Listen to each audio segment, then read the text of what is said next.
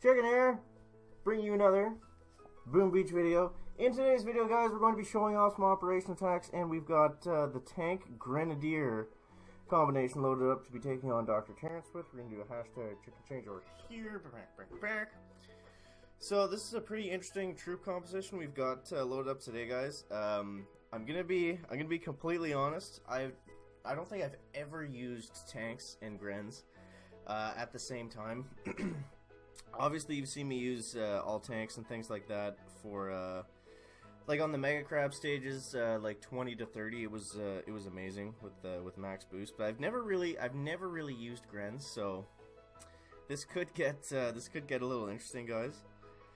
I'm not sure exactly how it's gonna go, especially because it's the we got the volcano terror here today. So a reason I didn't want to start using this was because they're just so slow, right? Like I said that in the last video, like like I don't see how they can do good amounts of damage on like stages 6 and 7 and stuff, because they just don't really have the damage and the time for it. Like look at this. We're not like, this is stage 1 and it's not like going down like that, you know what I mean? But we'll see. I'll try to get as far as I can with it. I'll show some operation attacks after this. We've been struggling for sure. We've been trying to do choke point as of late, and it just hasn't really worked out for us. Our last operation, it was not like our fault at all. Like we had some fairly decent attacks, but we just got like these monster bases. Like Orbifold wasn't that bad, but we had like Manticore, and I think we got Fang or something else. We'll see for sure when we go into that. But for now, we've got the GRANKS loaded up. I do like that name though, the GRANKS. That works pretty well. Okay, so I think the trick to this is to kind of keep them bunched up together, and if I can, I think the tanks get closer than the grens. Yeah, so it's kind of like it's not really, but I was gonna say it's kind of like a heavy Zuka. Like obviously it's way different, but I mean, you can kind of get the tanks in front of your grens, and they can just like they can eat the rocket launchers and stuff for them, because the grens really don't have that much health. That's why when you see most people use grenadiers, they typically use them with medics in some sort of way. Like I think grenadier tank medic is actually pretty decent, but and my grens are only like level 3 or 4. I can check after this one to be exact, but obviously they're gonna make a bigger difference when they're maxed out. But yeah, another thing I wanted to talk about, guys, was when we can expect, or if we can expect at all, to get Task Force versus Task Force, or Task Force Wars, whatever they're gonna end up calling it. Because I don't think they ever actually confirmed that this was coming. It was just kind of speculation. But like as far as the next update goes, I think we can't really expect that. It's probably going to be at least 2 months at this point, right? So hopefully it's a bigger one. Like it seems like lately they've just been doing like these almost like monthly, or like every 6 weeks we get these little like kind of mini updates, like with the Forlorn Hope thing and like the event. Like yeah, those are updates for sure, and it's cool to get new things like that. But there hasn't been anything like really like massively game changing, like a new troop, or like what Task Force versus Task Force would be. What do we want to do here? I think we're going from the same side again here, guys.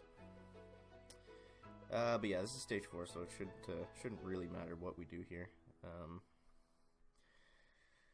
But yeah, that's definitely something I've been hoping that comes to the game, because like I said before, that's like one of the main reasons that I still play Clash of Clans, is for the clan wars. That's like the most fun part of the game for me.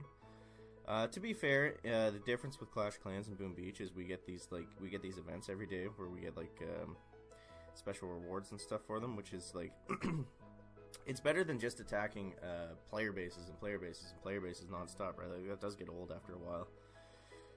Depending on like what you're doing, if you're just farming, or if you're just like if you're just VP pushing or something like that. Like there's different ways you can go about it that make it exciting in their own, for sure. But I don't know. I'd love to see Task Force Wars come in. And I talked a bit before about how I think it could work. Kind of like Clash of Clans. But the only thing I'm not sure about is because most of the people in this game go all offense, right? So that would, I feel like that would be a big problem. Would be like every base would just be too easy. Like in Clash of Clans, when you take down the base, you get 1, 2, or 3 stars depending on how much you take out. Like in Boom Beach, it would just be like nothing but 100% takedowns, right? So I'm not sure exactly how that would work. If they could maybe like boost up the defense specifically for the Task Force Wars. But then like I don't know. There's a million ways they could go at it, but we'll get into that in another video probably. So we got to kind of focus up here. It's only stage 5, but it looks like we're actually taking some damage. I think we actually lost a Gran on the beach somehow. I do have a lot of GBE that I need to start using here. But yeah, you see the Grens actually take like a lot of damage from these rocket launchers, even though they're not very high level at all. And they're not actually doing that much damage. Like the tanks are barely being touched by them. Okay. Ooh, there goes a Gren. Right on the boom mine. Okay, so I think... Is there a shock launcher? Oops, I did not mean to do that. That could cost us, guys. We'll still finish it, but I mean, it could cost us a couple troops. Which is okay, I guess I can't critter the core when I've got Grens in the back, because they toss their little Molotov things and just destroy all the critters. So that's not really a good strategy. I guess I'm better off just using artillery or barrage in that instance. Alright, so we're losing troops, guys. We're losing troops in stage 5. This is not looking good. I was experimenting a bit with all heavies yesterday after I made the video, and I wanted to see if I could do like player bases or something with them, and like they're just impossible to use, guys. Like unless they're fully boosted, I would go as far as to say they're completely useless in player bases. Of course, it depends on your VP range and stuff, but like I couldn't even get close to. Okay, I got close, but like it was not consistent whatsoever to taking down bases. Like it was rough to say the least. Maybe I'll find a replay after to show, but it was just bad overall. So I would not recommend using all heavies for player bases. Maybe for early Dr. Terrence stages if you just want to change it up. Like obviously that'll work. Okay, so what do we want to do here, guys? We gotta start taking out these boom cannons. They like to wander, eh? They like to wander a little too much for my liking. We want to take this out and this out. Alrighty, so can we get stage 6 down, guys? Since we're struggling here, stage 7 might be a bit of a stretch for the old Grankies today. Throw you here. That's going to farm me up some GBE. That also will. Okay, so we're gonna flare back into this corner now. Okay. I'm gonna put an artillery down on you, and then we're gonna flare the core. And I'm gonna save the rest for medkits, I think. Yeah, so I guess the trick is to just try to keep the tanks in front of the Grens when there's a bunch of rockets in range, because they do seem to take like a massive amount of damage from the rocket launchers. And boom, stage 6 goes down. Back. Alright, so we got one more, guys. Can we do it? I don't know. I am enjoying these different troop challenges, though. I gotta say that. It's nice to, just to get out of the... stop using, like, warriors and everything for Dr. Terrence, right? Okay, so hopefully we don't get a lot of boom cannons and rockets. That's what we want to avoid here, guys. There's a lot of rockets. There's a lot of boom cannons on this side, not so much the right side. This kind of looks like that one layout where the core was like 600,000 health, and it took me like 1 million warrior attacks, and I eventually fully boosted to take it down. But I think what we're gonna do, guys, is go on the right side, because I don't see that many cannons. I'd rather face the rocket launchers than all these boom cannons and sniper towers on the left. There is still a lot of single shot stuff, so I don't know, it could go either way. We'll see though, guys, we'll see. I'm gonna get them up in this corner first. And I think I'm gonna take out the shock launcher next. And then maybe I'll start working on this rocket over here. Bang. We're gonna need 2 artillery. Hopefully just 2. Okay. We'll work on this cannon here next. We should probably take a look at the guys over here. We're losing some grens. We're losing some grens pretty quickly. So the health kit, it does heal them up almost instantly. Okay, so I want to take out these rockets. I'm gonna throw some critters down here just to help distract as I move them back over. I think I'm gonna try to clear out from the right side completely, if I can. So I think the trick to this is just gonna be keeping the tanks alive. Because the grens aren't really doing that much. They're kind of making it easier for the tanks to get through. They're just kind of like lowering the damage of everything so the tanks don't take so long. Like they're doing the bulk of the attacking, I feel like. Okay, so maybe if we clear out this section, yeah, it's all gonna come down to if I have my tanks at a somewhat decent level of health. Alright, I don't really want to re-flare, but I kind of have to. We're going to take down the sniper tower first, because it's going to, all my grenadiers are going to be in range of the rocket launcher. So you see there, we're taking some pretty massive damage. So I'm going to go like that. I'm going to flare the core, and then I think I'm going to shock both those rockets and the sniper towers. I don't know, guys. Are we going to have enough firepower to finish it out? I don't know. Maybe, maybe.